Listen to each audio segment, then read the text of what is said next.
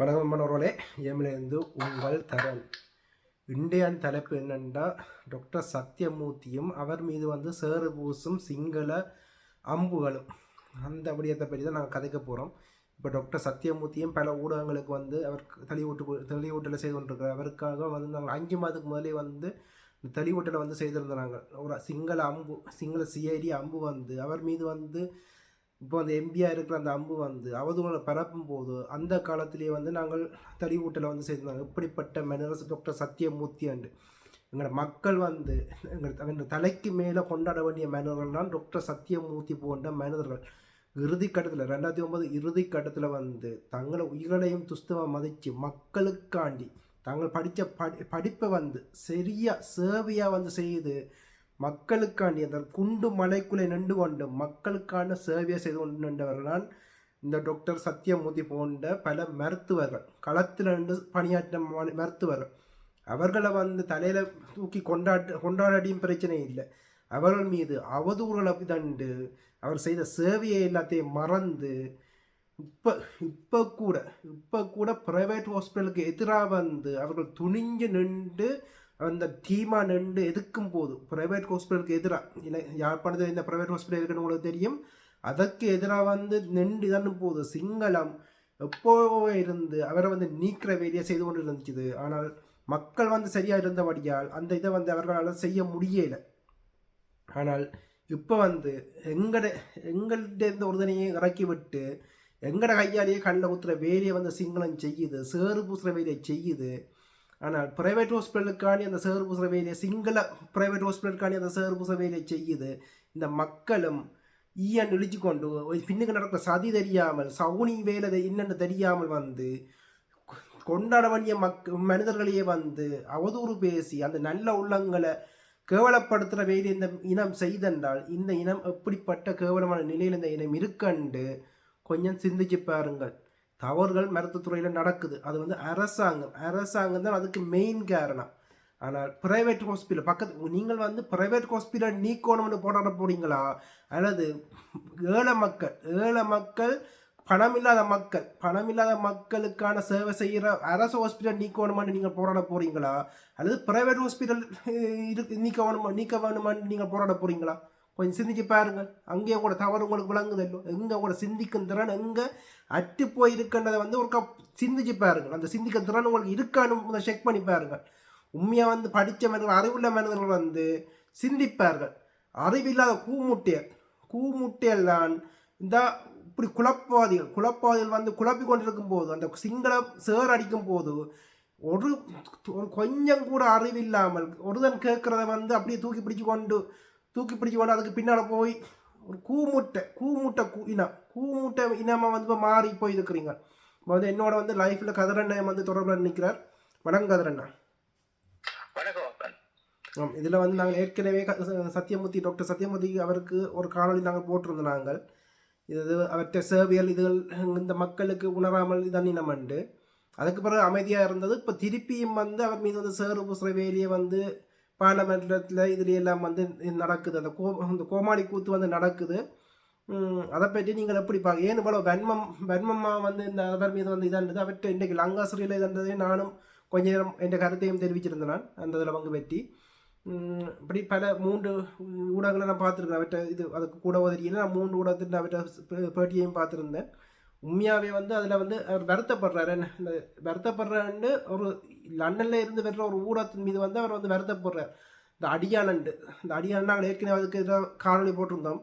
பணத்துக்காண்டி சேறு பூசுகிற வேலையை முழு நேர வேலையாகவே செய்து கொண்டு இருக்கிற அந்த ஊடகமும் இந்த வைத்தியர்னு சொல்லி கொண்டு தெரிகிற அந்த சிஐடியும் இப்படியான கேவலமான சிங்களத்தின் அம்புகள் கேவலமான எங்களுடைய இனத்தின் கொண்டாட வேண்டிய மனிதர்களை அவர்கள் செய்த சேவைக்காண்டி கொண்டாட வேண்டிய மனிதர்கள் மீது சேறு பூசுகிற ஒரு இனமாக நாங்கள் மாறிக்கொண்டிருக்கிறோம். எங்களோட போராளிகளை எங்களுக்கான சேவை செய்தவர்களை ஐநால போய் எங்களுக்கான குரல் கொடுத்த அனந்தியக்கா போன்றவர்களை எல்லாரையும் மீது சேறு பூசி அவதூறு பூசி என்ன இனமாக நாங்கள் இப்போ இருக்கிறோம். எங்களோட விரலாளியை எங்களோட கண்ணில் குத்துற ஒரு கேவலமான இனமாக நாங்கள் இப்போ மாறி போயிருக்கிறோம். அதற்கு யார் காரணம்? நல்லவர்கள் அமைதியாக இருக்க, கெட்டவர்கள் ஆடுற ஆட்டம். இப்போ புலிகள் பதுக்கி இருக்கும்போது வந்து நரிகள் ஆடுற ஆட்டம் தான் இப்போ நடக்கிற ஆட்டம் விளங்குதோ. இப்போ வந்து கதிரண்ண நீங்கள் இதை எப்படி பார்க்குறீங்களா? இதுதான் தேசிய தலைவர் அவர்கள் மிக தெளிவாக எமக்கு உரையாற்றிய விடயம். இந்த இலட்சியம் துடைத்தல் நாங்களும் தொடர்ச்சியாக இதை பற்றி பேசிக் கொண்டிருக்கிறோம். எங்களுடைய மண்ணுக்கும் மக்களுக்குமாக தங்களுடைய வாழ்வை தந்தவர்கள், கல்வியை தந்தவர்கள் என்கின்ற அடிப்படையில் துடைக்கப்படுவார்கள் என்பதை நாங்கள் பல இடங்களில் நாங்கள் அதை உறுதிப்படுத்தி கொண்டிருக்கின்றோம். அந்த வகையில் நாங்கள் DR சத்யமூர்த்தி அவர்களுக்காக நாங்கள் பல காணொளி பல இணையதளங்களிலும் நாங்கள் இதை பற்றி பேசியிருக்கின்றோம். அவர்கள் எம்மண்ணுக்காக தங்களினுடைய காலங்களையும் நேரங்களையும் செலவழித்தவர்கள். அப்ப இவர்களை களைந்தறிய வேண்டிய ஒரு தேவை இருக்கிறது அரசாங்கத்திற்கு. இது அரசாங்கம் என்று நாங்கள் சொல்லுவதை விட இதற்குள் இருக்கின்ற அர்ச்சுனாக்கு பின்னுக்கு நிற்கின்றவர்களை நாங்கள் முதல் யார் என்பதை பார்க்க வேண்டும். அதற்கும் நாங்கள் ஒரு காணொளி போட்டிருக்கின்றோம். இவன் அர்ச்சுனா போன்றவர்களை காய் நகர்த்துகின்றவர்களுக்கு இருக்கின்ற விடயம் அப்படி என்றால் எல்லா பக்கங்களிலும் என் இனத்தினுடைய அபிலாசைகளை தூக்கி கொண்டு நின்றவர்களை அடித்து நொறுக்கி இருப்பது போல் இவர்களையும் நொறுக்க வேண்டும் என்று நினைக்கின்றார்கள். அதுதான் அந்த அவதூறு. இப்ப சத்தியமூர்த்தி அவர்களை இவர்கள் அவதூறு பேசுகின்ற விடயம் அது அவரை மட்டும் சார்ந்ததல்ல. அவர்களுக்கு ஒரு குடும்பம் இருக்கிறது, அவர்களுக்கு ஒருவர் துணைவியாக வந்தவர் இருக்கிறார், அவர்களுக்கு ஒரு குடும்பம் இருக்கிறது, அவர்கள் இதால் மனநோப்படுவார்கள், அவர்களுடைய பிள்ளைகள் அவர்கள் வாழ்கின்றார்கள், அவர்களுக்கு ஒரு வாழ்க்கை இருக்கிறது. இப்படி நாங்கள் பார்க்கும் போது எங்களுடைய இனத்தின் மீது ஒரு மிக பெரும் ஒரு போரை தொடுப்பது, இலட்சியம் துடைத்தல் போரை தொடுப்பது. அப்ப அதை யாரால் வைத்து செய்யலாம்? சிங்களவர்களை நேரடியாக இறக்கி செய்யாமல் எம்மவர்களை வைத்துக் கொண்டே கண்ணை குத்துவது. அதைத்தான் இவர் வருகின்ற போதே சாவச்சேரியில் இரண்டாவது நாளே இவரை பற்றி முழு விளக்கமான காணொளி நாங்கள் வெளியிட்டதுக்குரிய காரணமே இதுதான். இவர் சிங்களத்தால் ஏவப்படுகின்றவர், நிச்சயமாக எங்களினுடைய மண்ணுக்குரியவர்களை களைந்தெறிய போகின்றார், அவதூறுகளை பெற. அவதூறு என்பது அது மிக பெரும் ஒரு ஆயுதம். நீங்கள் பாருங்கள், உங்களிடம் என்னை யார் என்று தேடி தேடி திரிவார்கள். ஏனென்றால் அவதூறு பரப்புவதற்காக. அவதூறு என்பது இந்த உலகத்தில் அதைவிட ஒரு சொல்லாடல்களும் அதைவிட குடும்பத்தை அவமதிப்பதும் இந்த இணையதளங்களை ஈழத்தமிழர்கள் ஒரு குப்பையாக பாவிக்கின்றார்கள். ஒரு ஒரு இலட்சியத்தை தொலைத்து நிற்கின்ற ஒரு சமூகம் அதை ஒரு வடிவாக தெளிவாக அந்த ஊடகங்களை சரியான முறையில் கையாண்டால் எங்களுடைய இலட்சியத்தை நாங்கள் இலகுவாக அதை அடைந்து செல்ல முடியும். போர்க்குற்றத்திற்குரிய விடயங்களை நாங்கள் இலகுவாக அடைந்து விட முடியும். ஆனால் எதுவுமே நாங்கள் செய்ய மாட்டோம். புத்திஜீவிகளை உலக தேசத்தில் நாங்கள் ஒருங்கிணைப்பு செய்து அதை பேச வேண்டும் என்றாலும் அதில் வந்து அதை குழப்பிக் கொண்டு நிற்பார்கள். இதுதான் என்பவர்களுடைய இன்றைய இந்த ஊடகத்தினுடைய குப்பை வேலைகள். இது ஒரே வார்த்தை தான். பணத்திற்காக குப்பைகளை விற்கின்றார்கள். பணத்துக்காக இன்று ஒரு நாகரிகமான தொழிலாக மாறி இருக்கிறது எம்மவர்கள் மத்தியில் ஊடகம். என்று கேட்டார்கள் என்றால் உங்களோட பிள்ளைகள் என்ன வேலை என்றால் அதை செய்கிறார். இன்று ஊடகம் நடத்துவதை ஒரு தொழிலாக மாற பெற்றிருக்கிறது. இந்த விடயம்தான் எம் இனத்தினுடைய அடிப்படை புத்திஜீவிகளையும் எம் மக்களுக்காக தியாகம் செய்தவர்களையும் இங்கே களைந்தறிவது. அதுதான் சத்தியமூர்த்தி அவர்கள். ஏன் சத்தியமூர்த்தி அவர்கள் மீது இவ்வளவு பண்பு என்றால் அவரிடம் நாங்கள் பார்த்ததும் நாங்கள் கையளித்ததும். இப்ப அவர் தன்னுடைய காலத்தில் இருந்து தமிழீழ விடுதலை புலிகள் எங்களோடு நாங்கள் ஆயுதங்களை ஏந்தி நின்றாலும் அவர்கள் அந்த டெலிஸ்கோப் என்ற ஆயுதத்தை ஏந்தி நின்று எங்கள் மக்களோடு சேவை செய்தவர்கள். அப்ப அவர்கள் என்ன நினைக்கிறார்கள் என்றால் இந்த தமிழ் தேசியம் என்கின்ற இந்த யாழ் மாவட்டத்தை அப்படியே கையளித்திட வேண்டும் அடுத்த தலைமுறையிடம். இதற்குள் எவருமே அடுத்த பக்கத்தில் இருந்து எம்மை ஆளுகின்றவர்கள் வந்து இதற்குள் முளையிட்டிடக்கூடாது என்று மிக கவனமாக இருந்தவர்கள் பல நடவடிக்கையை செய்து பார்த்தவர்கள். ஒரு நடவடிக்கையை உங்களுக்கு நான் இப்போது சொல்லுகின்றேன்.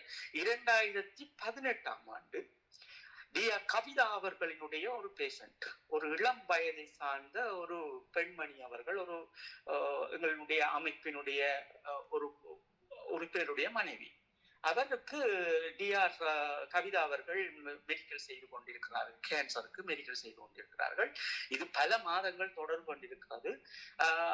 இடையில் சொல்லுகின்றார்கள், உங்களுக்கு எல்லா கேன்சரும் முடிந்து விட்டது, ஆனால் நீங்கள் கரண் பிடிக்க வேண்டும், போய் கரண் பிடியுங்கள் என்றும் சொல்லுகின்றார்கள். அப்ப கரண்டும் பிடித்துக் கொண்டிருக்கிறார்கள். இப்படி பிடிக்கின்ற போது கரண் பிடித்து விட்டு வந்து வீட்டில் அவர் இருக்கின்ற போது அவர் உயிர் பிரிகிறது.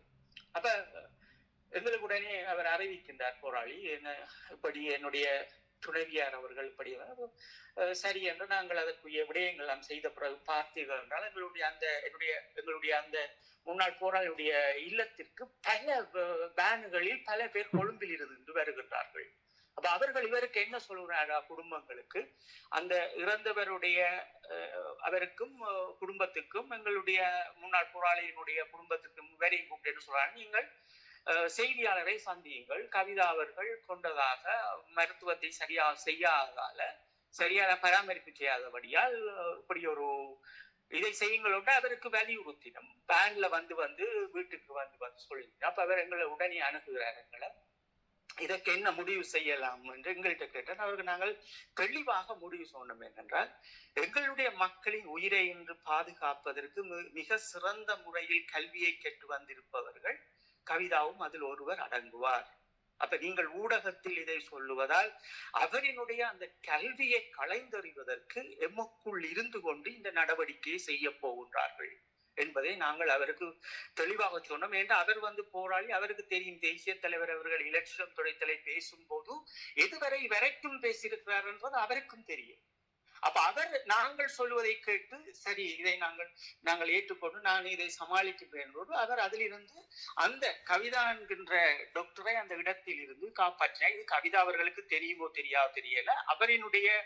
அவர் பார்த்து அவரினுடைய ஒரு பேஷண்ட் வந்து இறந்தார், ஒரு இளம் வயதை சார்ந்த ஒரு பெண்மணி, அவர் ஒரு இளம் வயதை சார்ந்தவர்கள். அப்ப இப்படி துடைக்க வலிக்கின்ற அந்த சிங்கள வந்தவர்களை திருப்பி அனுப்பியவர்கள் மண்ணில் இருக்கின்ற எம்மக்கள், அந்த பிரதேசத்தை சார்ந்த மக்களும் சேர்ந்து அனுப்பிட்டார்கள், அவர்கள் காப்பாற்றிட்டார். அப்ப சத்தியமூர்த்தி அவர்களை களைந்தறிவதற்கு இப்படியான ஒரு நோக்கம் இருக்குது. எப்படி என்று சொன்னால், இந்த யாழ் மாவட்டத்தில் இருக்கின்ற அந்த வைத்தியசாலை, அந்த சுகாதார பிரிவை எப்போதும் தமிழர்கள் ஆள வேண்டும், தமிழர்களே இதற்குள் நிற்க வேண்டும், தமிழர்களிடமே கையளிக்க வேண்டும் என்கின்ற ஒரு பெரும் ஒரு அவாவோடு சத்தியமூர்த்தி அவர்கள் பயணித்துக் கொண்டிருக்கிறார். ஏன்னா நான் 2014 சிறையிலிருந்து வெளியில் வந்த பார்த்த பிறகு அவர் மீது ஒரு சில வன்மங்களோடு சில பேர் இருந்தார்கள். அது எங்களுடைய சகோதரர் மாவீரர் தமிழ்செல்வன் அவர்களுடைய குடும்பமாக இருக்கலாம், அல்ல வேற மாவீரருடைய குடும்பங்களாக இருக்கலாம், போராளிகளுடைய குடும்பங்களாக இருக்கலாம். அவதூறுகளை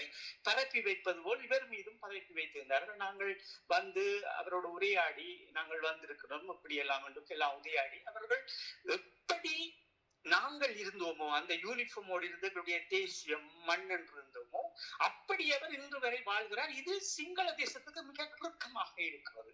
அப்ப இதை யாரை வைத்துக் கொண்டு குத்த வேண்டும்? அப்ப சிங்களவர்கள் வந்து கதைக்கின்ற போது தமிழர்கள் ஏற்றுக்கொள்கிறார்கள் அல்ல.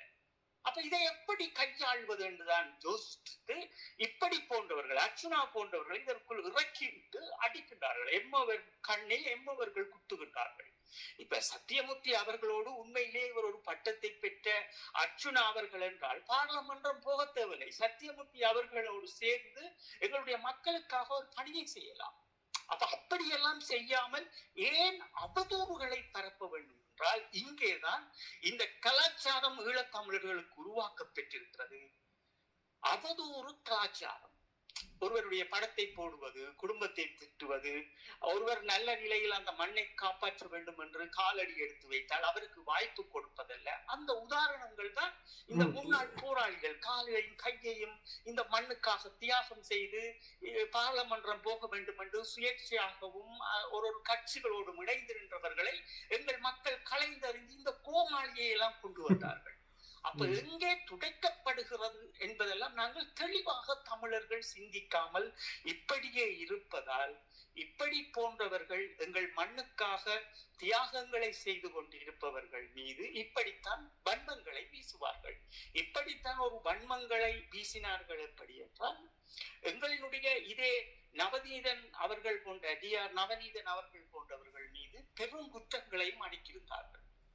அப்ப அந்த இடத்தில் எங்களுடைய மக்கள் மிக தெளிவாக அன்றைய காலம் இருந்தபடியால் அதையும் துடைத்திருந்தார்கள். பிறகு பார்த்தால் DR சுதன் அவர்கள் மீது ஒரு இதை கொண்டு வர வேண்டும்.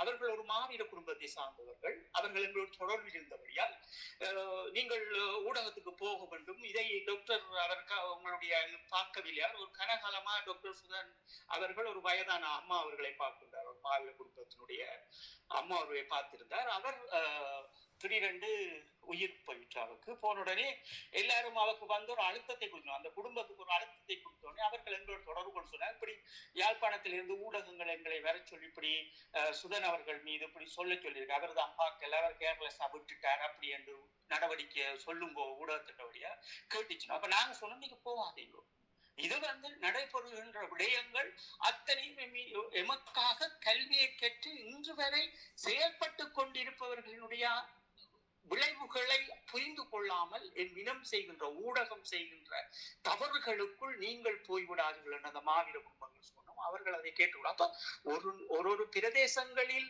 எங்களுடைய இடங்கள் இருக்கிறபடியால் நாங்கள் அதை கையாளுகின்ற போது மிக கவனமாக அவர்களை நாங்கள் வழிநடத்தி கொண்டு வருகின்றோம்.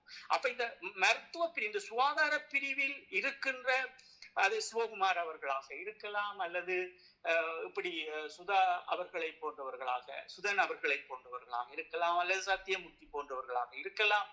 இப்படி கவிதா அவர்கள் போன்றவர்கள் ஒரு கல்வியை கற்று எங்கள் இனத்தை இன்று உயிரை காத்து நிற்கின்றவர்கள். ஏதோ ஒரு விதத்தில் தாங்கள் படித்த படிப்பை என் மண்ணுக்காக பயணித்துக் கொண்டிருக்கிறவர்கள் மீது அவதூறு பரப்புகின்ற இந்த அர்ச்சுனா போன்றவர்கள் முதலில் கலைந்தறிங்கள் என்பதை இவர் வந்த அன்றை நாங்கள் சொல்லிவிட்டோம்.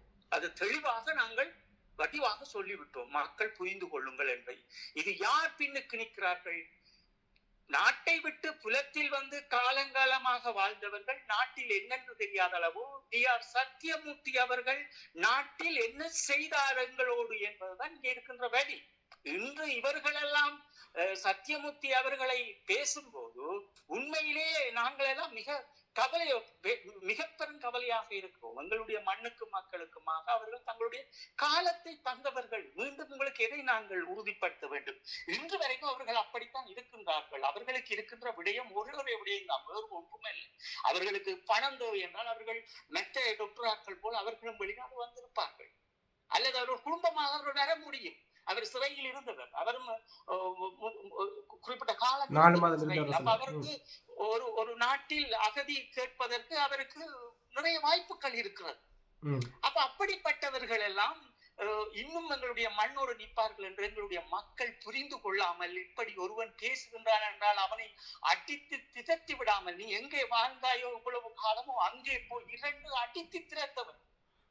இன்றைக்கு கூட அவர் தெளிவா சொல்லியிருந்தா தான் இன்னதுக்காண்டி இப்போ இவ்வளவு அவதூறு இருக்கும் போது ஏன் நிற்கிறார் என்றால், இந்த பிரைவேட் ஹாஸ்பிட்டல் இந்த கலாச்சாரம் உள்ளுக்குள்ள நுழையாமல் ஏழை மக்களுக்கும் இலவசமான மருத்துவ சேவை கிடைக்கணும் என்றதுக்காண்டித்தான் தான் ஒன்னம் போராடி கொண்டு இருக்கிற விடயத்தை இந்திய லங்காசில் அந்த ஊரடப்பு நிகழ்ச்சியில தெளிவா சொல்லியிருந்தார்.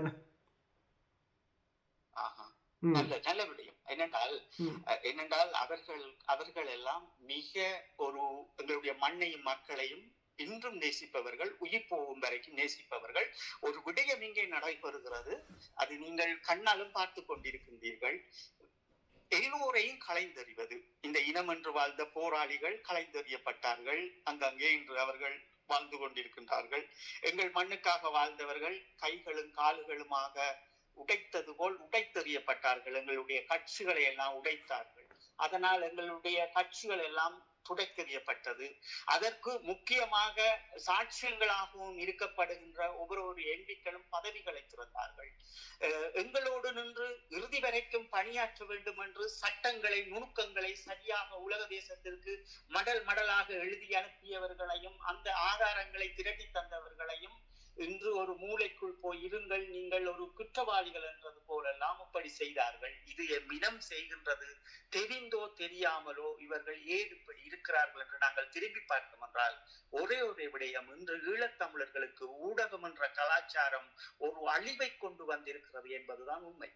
ஒரு வகையில் ஒருவரை தமிழ்நாட்டில் ஊடகம் என்பது எங்களினுடைய தியாகங்களை அபகரித்து அவர் வாழ்வது போல் இன்று எங்களினுடைய மண்ணுக்காக வாழ்ந்தவர்களை இந்த ஊடகங்கள், அதுவும் சத்தியமூர்த்தி போன்றவர்களை எவருக்குமே இந்த பூமியில் வடக்கு கிழக்கில் வாழ்கின்ற எந்த தமிழனுக்கும் அருகதை இல்லை அவரை பேசுவதற்கு. அவரை பற்றி எனக்குத்தான் தெரியும். ஆனா இதுல கேவலமா ஒரு சிங்கள பிரைவேட் ஹாஸ்பிட்டல் யாழ்ப்பாணத்துல இருக்குது.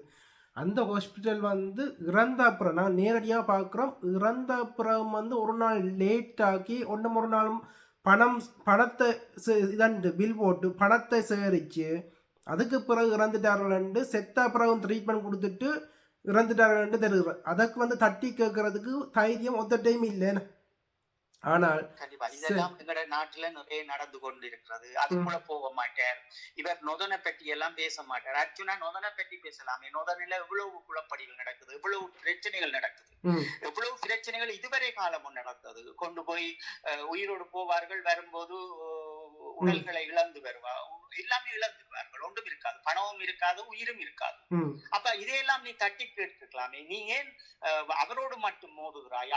அவரை மட்டுமே இவ்வளவுக்கு நீ இது பண்ணுகிறாய்? உனக்கு பின்னுக்கு இருக்கின்ற அதிகாரிகள் மிக தெளிவாக இங்கே ஒரு மிக பெரும் விதையை விதைக்கின்றார்கள். எப்படி என்றால் தரன், இந்த இடத்தில் தான் நீங்கள் மிக தெளிவாக யோசிக்க வேண்டும். எப்படி என்றால் எங்களினுடைய இந்த வரலாற்றில், ஈழத்தமிழர்களுடைய வரலாற்றில் இந்த 2009ஆம் ஆண்டுக்கு பிற்பட்ட காலங்கள் இந்த நொடி வரை மருத்துவ பிரிவில், சுகாதார பிரிவுக்கு போகின்ற ஆண் மாணவர்கள், பெண் மாணவர்கள் இரு தரப்பினர்கள் மிக அதிகமாக இருக்கின்றார்கள்.